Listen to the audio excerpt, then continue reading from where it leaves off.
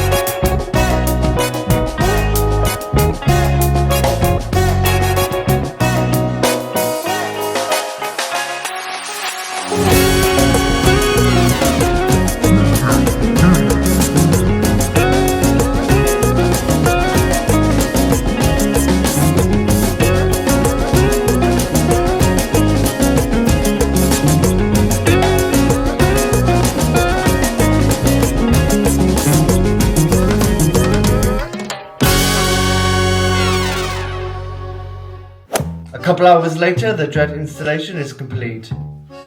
As you can see, I mixed the purple and the pinks with the blacks to create a nice colourful ponytail.